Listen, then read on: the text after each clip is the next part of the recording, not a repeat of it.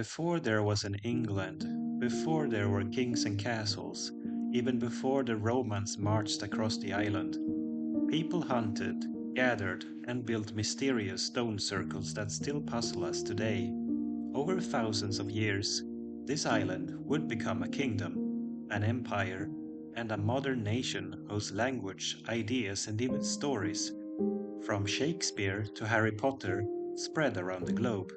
This is the complete history of England, from the first settlers to the dawn of the 21st century. Before England was a country, this island at the edge of Europe was already home to thousands of years of human history. Its earliest inhabitants left no chronicles or written records, but they left behind clues, tools, bones, and monuments of stone that still rise from the countryside today.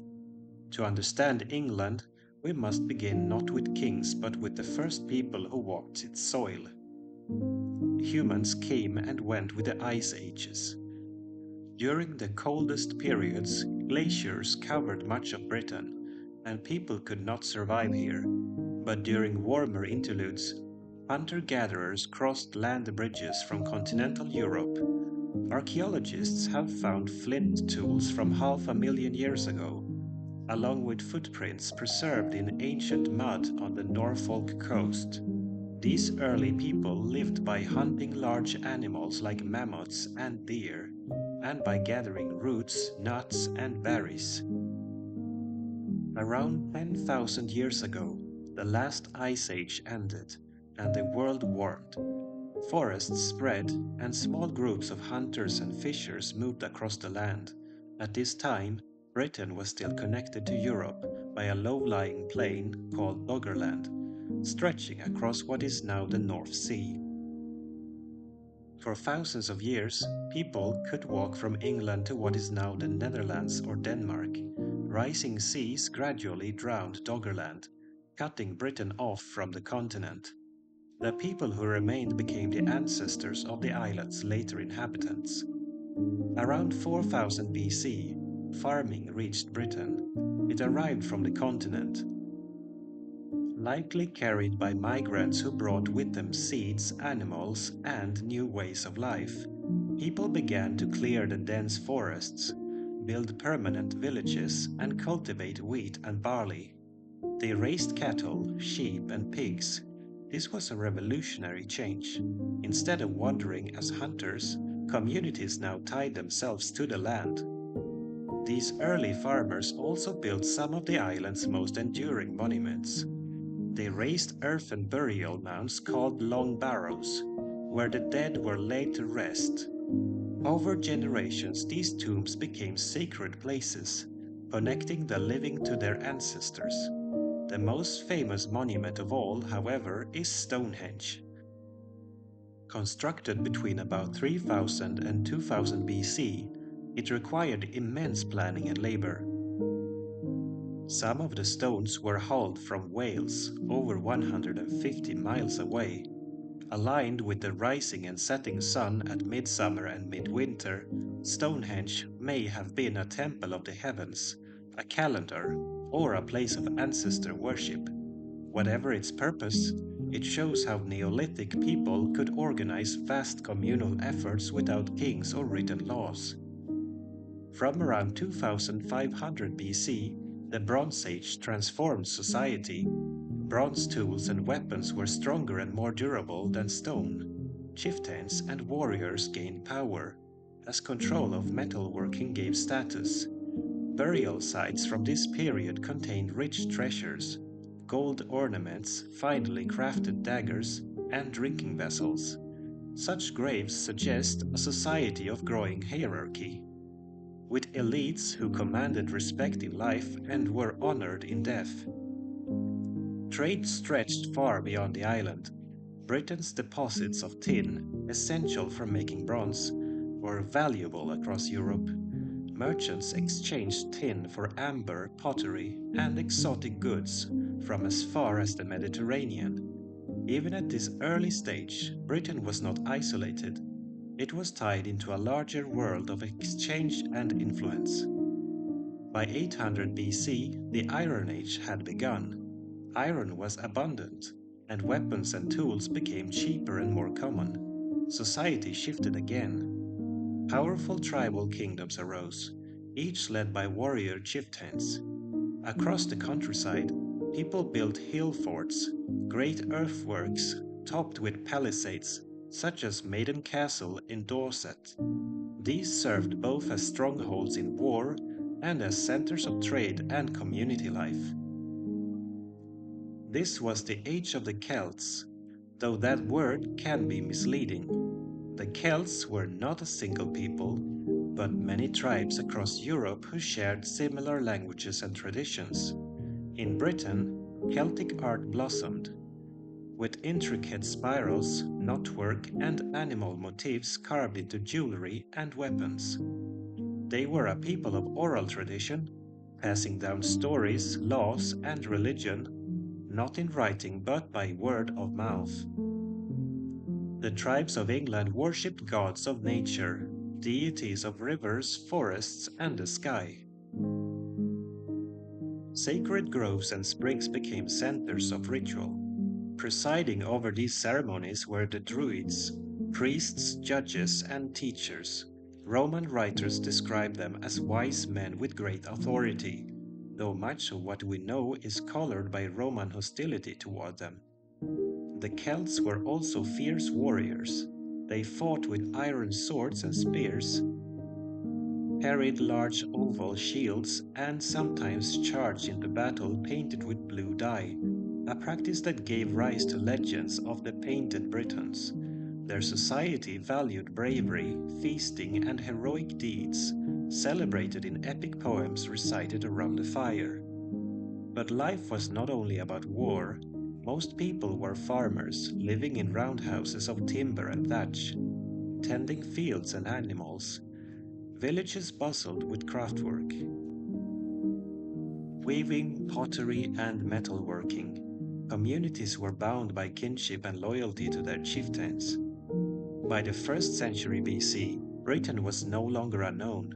Traders and explorers carried tales of the island to the Mediterranean. Greek geographers described it as a distant land of tin and amber. Roman merchants brought wine, glass, and fine pottery in exchange for hides, slaves, and metal. Coins minted in Gaul crossed the Channel, and soon British tribes struck their own. In 55 and 54 BC, Julius Caesar launched expeditions across the Channel.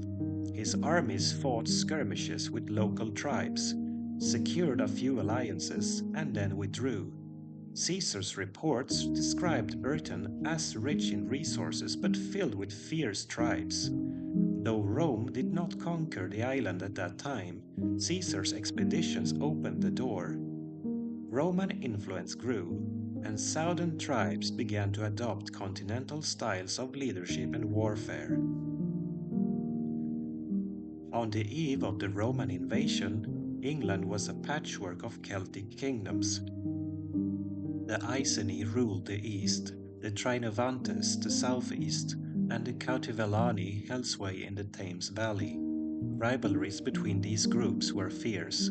Some sought alliances with Rome, while others resisted foreign influence. In AD 43, under Emperor Claudius, Rome launched a full-scale invasion. With 4 legions and supporting cavalry, the Romans landed in Kent and marched inland. Some tribes submitted quickly, hoping to secure Roman favor. Others resisted fiercely. The conquest had begun, and England's fate would now be tied to one of the greatest empires the world had ever known. Almost a century earlier, Julius Caesar had crossed the sea twice, fought skirmishes with local tribes, and then returned to Gaul. His expeditions were brief, but they left a mark on Rome's imagination. Britain was rich in resources: tin, grain, cattle, slaves, and even pearls. And above all, conquest brought prestige. For Emperor Claudius, new to the throne and eager to prove his worth, the invasion of Britain was a chance to win glory. 4 legions, about 40,000 men, landed on the coast of Kent. They advanced inland, facing fierce resistance from tribes like the Catubelani.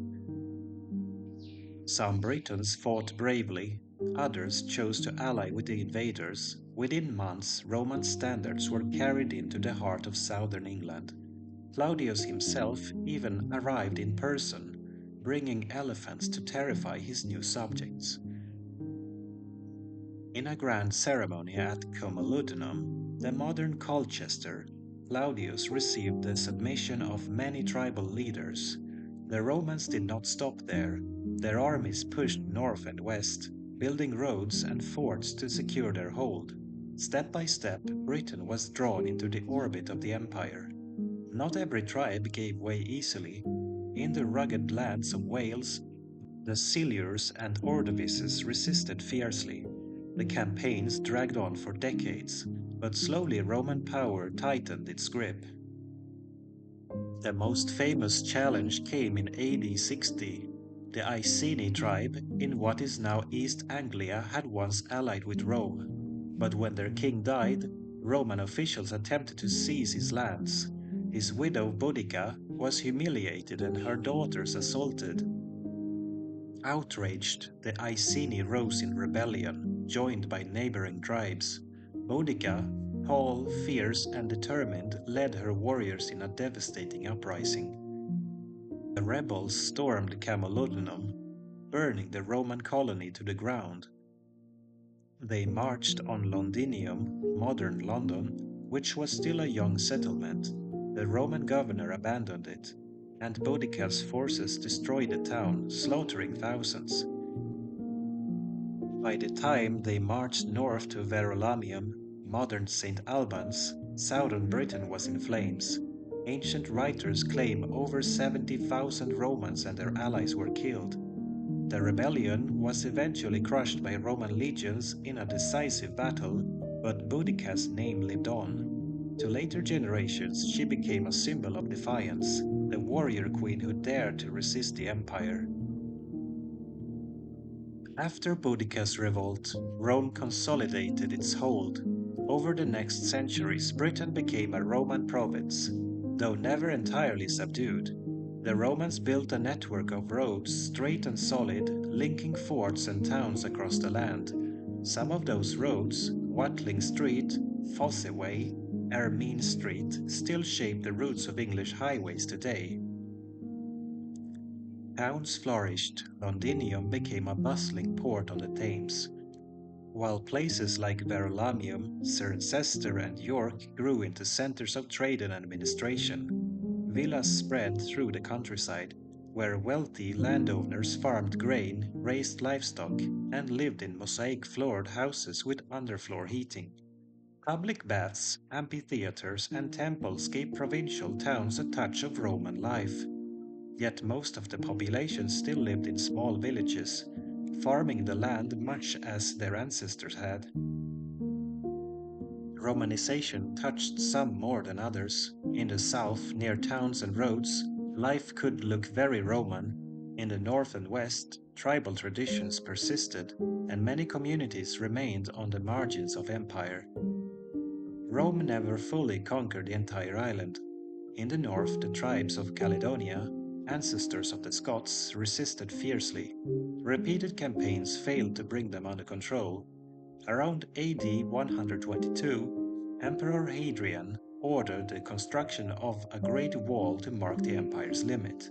Hadrian's Wall, stretching over 70 miles from coast to coast, was more than a barrier. It was a statement. Beyond here lay the wild, unconquered land.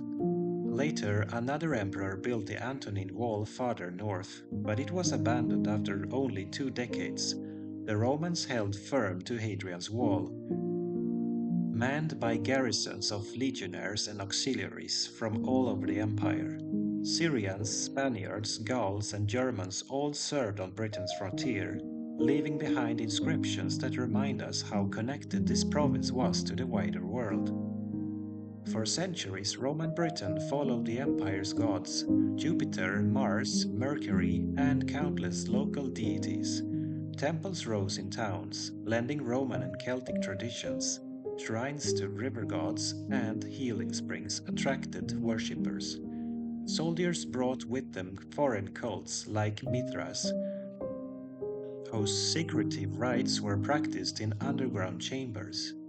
In the 3rd and 4th centuries, Christianity began to spread. Merchants, soldiers, and missionaries carried the new faith across the Channel.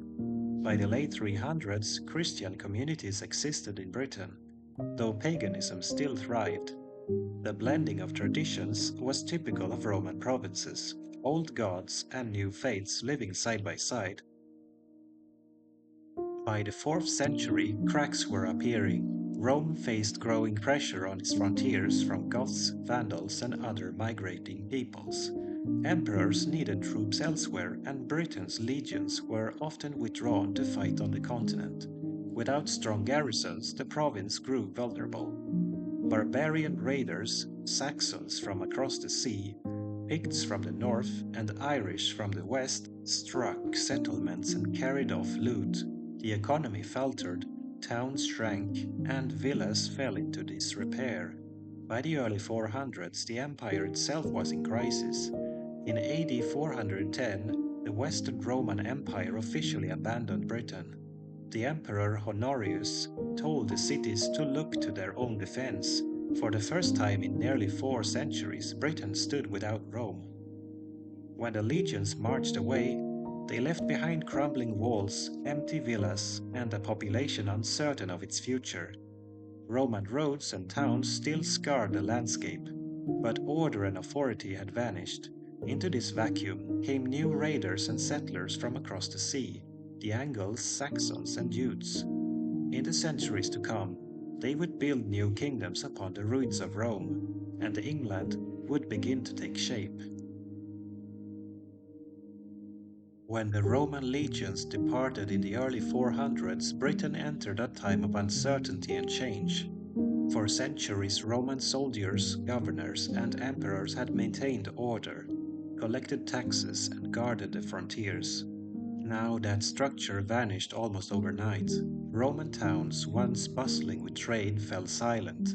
Villas crumbled, roads grew overgrown, and coinage became scarce. Archaeologists call this period sub-Roman Britain, when the old ways lingered but could no longer sustain themselves.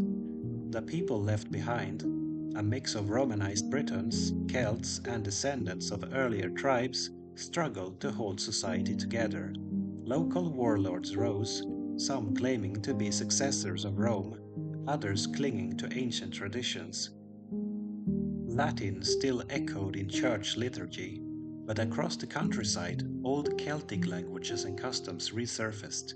Christianity survived, but its hold was uneven, strongest in the west and fading in the east. Amid this fragmentation came new threats. From across the North Sea, raiders struck the coasts, the Angles, Saxons, and Jutes, Germanic peoples from what is now Denmark and northern Germany. At first, they came as mercenaries, hired by local rulers to fight Picts and Irish raiders, but soon their presence grew into settlement. By the mid-400s, entire communities of Saxons and Angles were carving out land for themselves. Over the next 2 centuries, waves of settlers established themselves in eastern and southern Britain. They brought their languages, pagan gods, and warrior traditions. Latin faded, and the Celtic Britons were pushed west into Wales, Cornwall, and beyond into Brittany. In time, the land itself took a new name, Englaland, the land of the Angles. From this came the word England. By the 600s, England was divided into several kingdoms, often called the Heptarchy, the Seven Kingdoms. Northumbria, stretching across the north, Mercia, powerful in the Midlands, East Anglia, home of the early settlers, Essex, Sussex, and Wessex carved from the Saxons' lands, Kent settled by the Jutes. These kingdoms were rarely at peace. Kings fought for dominance, forging alliances and breaking them just as quickly.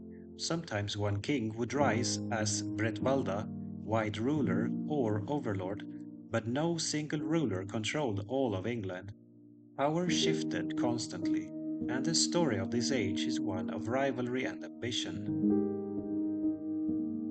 The Anglo-Saxons worshipped gods of war, fertility, and fate. Names still survive in the days of the week. Woden's Day became Wednesday, Thor's Day became Thursday, and Frigg's Day became Friday.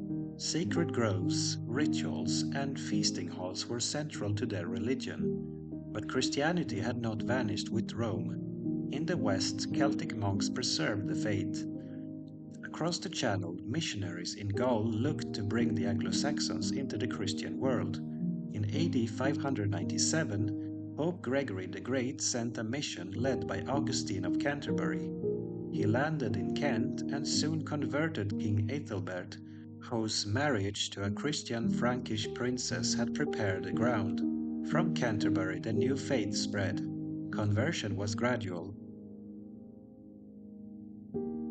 Some kings accepted baptism for political advantage, others clung to the old gods. Monks from Ireland and Iona brought a distinct Celtic Christianity, known for its austerity and scholarship. At the Synod of Whitby in 664, leaders chose to align with Roman practices, bringing unity to English Christianity. With Christianity came literacy. Monks established monasteries where scribes copied manuscripts and preserved knowledge. One of the most famous centers was Lindisfarne, a monastery on a tidal island in Northumbria. From here, missionaries carried the gospel into pagan lands, and the illuminated manuscripts like the Lindisfarne Gospels showcase the artistry of the age. Northumbria also produced the Venerable Bede, a monk whose ecclesiastical history of the English people, written around 731, remains one of the best sources of this era. Bede not only recorded kings and battles but also measured time, calculated Easter, and wrote about the natural world. His works secured him the title Father of English History. Most people lived in small villages of wooden huts with thatched roofs. They farmed barley, rye, and wheat, kept sheep and pigs, and brewed ale. Life was hard and short, but communities were close-knit. Law codes reveal a society concerned with order and compensation. Crimes were punished not always by death but by fines, a system called vergild, or man price, where each person's life had a value. Society was hierarchical.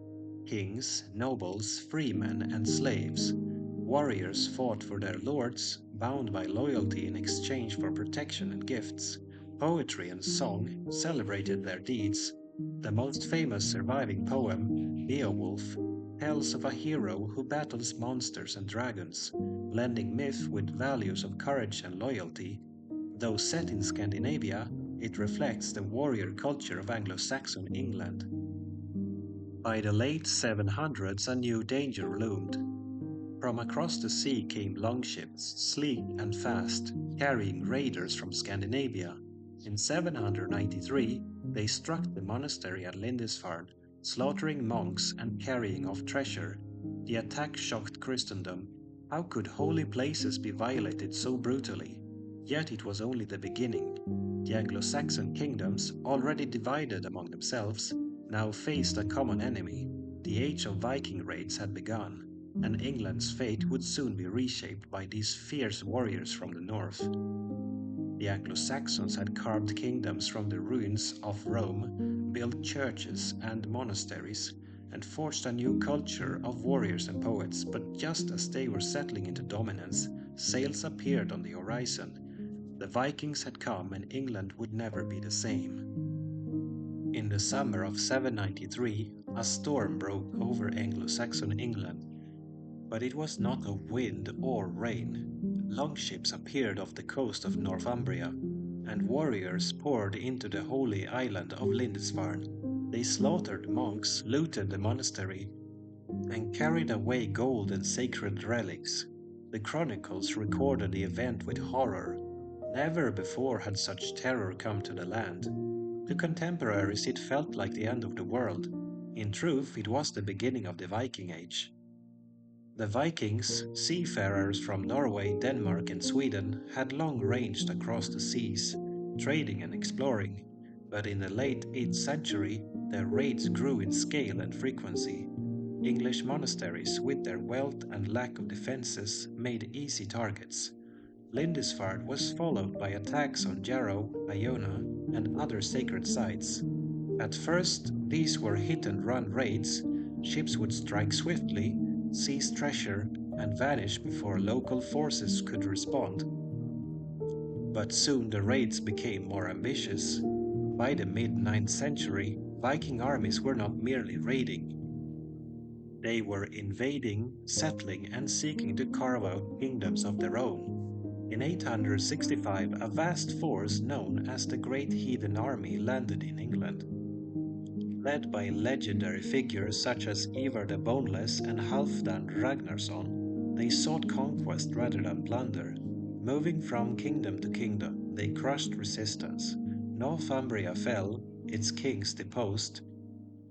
East Anglia was overrun, its ruler killed. Mercia, once a dominant power, was weakened.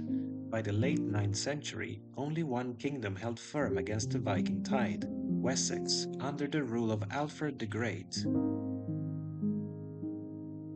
Alfred, King of Wessex from 871 to 899, faced daunting odds. His kingdom was nearly destroyed by Viking attacks. For a time, he fled into the marshes of Somerset, gathering what forces he could, but Alfred was resourceful. In 878, he rallied his army and won a decisive victory at the Battle of Edington, forcing the Viking leader Guthrum to accept baptism and retreat. Alfred did more than defend his kingdom. He reorganized the military, building fortified towns called burhs across Wessex, so no community would be left undefended. He also built a navy of ships to challenge the Vikings at sea. Beyond warfare, Alfred valued learning. He promoted education, translated Latin texts into English, and encouraged literacy among his people. For this, he earned the title the Great, the only English king ever to bear it. Though Alfred secured Wessex, much of England remained under Viking rule. This territory, stretching across the north and east, became known as the Danelaw. Land where Danish law and customs prevailed. Towns like York became Viking strongholds, thriving with trade and craft. Over time, the lines blurred. Vikings settled as farmers, married into local families, and adopted Christianity. Place names in much of northern and eastern England still carry their legacy. Names ending in B, meaning farm, or thorp, meaning village. The English language itself absorbed Norse words like sky, egg, and knife. Out of conflict came cultural blending, reshaping England's identity. After Alfred's death, his successors continued the struggle. His son Edward and grandson Aethelstan expanded Wessex power. In 1937, Aethelstan achieved a great victory at the Battle of Brunanburh, defeating a coalition of Scots, Norse, and Welsh. Chroniclers hailed it as the moment England truly became a united kingdom. For a time, the dream of unity seemed secure, yet the Viking threat never vanished. In the late 10th and early 11th centuries, new waves of raiders, often supported by powerful Scandinavian kings, struck again. England paid enormous sums of Danegeld, tribute to buy peace, but peace never lasted long. In the year 1016, the Danish prince Knut the Great conquered England after defeating Edmund Ironside. Knut ruled not only England but also Denmark and Norway, creating a North Sea empire. Despite being a conqueror, he governed wisely, respecting English customs and supporting the church. His reign brought stability, and some later remembered him as a just king. But after Knut's death in 1035, his empire fragmented. England returned to the rule of the Anglo-Saxon line, under Edward the Confessor. Pious and reserved, Edward built Westminster Abbey, but his lack of an heir left the kingdom vulnerable. Rival claimants circled like hawks. When Edward the Confessor died in January 1066, a succession crisis erupted. Three men claimed the throne: Harold Godwinson, the powerful English earl chosen by the nobles; Harald Hardrada, King of Norway claiming descent from earlier Viking rulers; William, Duke of Normandy, across the Channel, who claimed Edward had promised him the crown. The stage was set for one of the most dramatic years in English history. Battles loomed and the future of the kingdom hung in the balance. For nearly 3 centuries, England had struggled against the fury of Viking raids and the power of Scandinavian kings, yet the Norsemen had also left deep marks on its land, its language and its people. Now, as 1066 dawned, the age of Vikings gave way to the age of Normans. England stood on the threshold of conquest once again, and nothing would ever be the same. The year 1066 is one of the most famous turning points in English history. With the death of Edward the Confessor, the kingdom faced a storm of rival claims. In January, Harold Godwinson was crowned king, chosen by the English nobles, but far to the north Harald Hardrada of Norway prepared an invasion. While across the Channel, Duke William of Normandy waited for his chance. In September, Hardrada landed in northern England with a great fleet. Harold Godwinson marched swiftly to meet him, defeating the Norwegians at the Battle of Stamford Bridge in a brutal clash. Hardrada was slain, his army destroyed, England rejoiced, but the relief was short-lived. Even as Harold celebrated victory in the north, William crossed the Channel with his Norman knights. Harold marched his weary army south and met him near Hastings on October 14, 1066. The Battle of Hastings was long and bloody. Harold's shield wall held firm through repeated Norman charges, but in the end Norman cavalry and archers broke the English line. Harold himself was killed, famously said to have been struck in the eye by an arrow. William was victorious. Within weeks he was crowned King of England in Westminster Abbey. William set about securing his new kingdom with ruthless efficiency. Norman castles rose across the land, motte and bailey fortresses of earth and timber at first, then great stone keeps like the Tower of London. These castles were symbols of dominance, designed to intimidate and control. The Normans introduced feudalism. Land was taken from Anglo-Saxon nobles and granted to William's followers in return for loyalty and military service. The great families of England now owed everything to the king. The old Anglo-Saxon elite was swept away, replaced by Norman lords and bishops. In 1086, William ordered a survey of his realm, recording every village, field and household.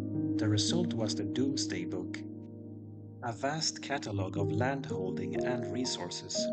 To contemporaries, it felt like the final judgment. Nothing was left uncounted. For historians today, it remains an invaluable window into the 11th century England.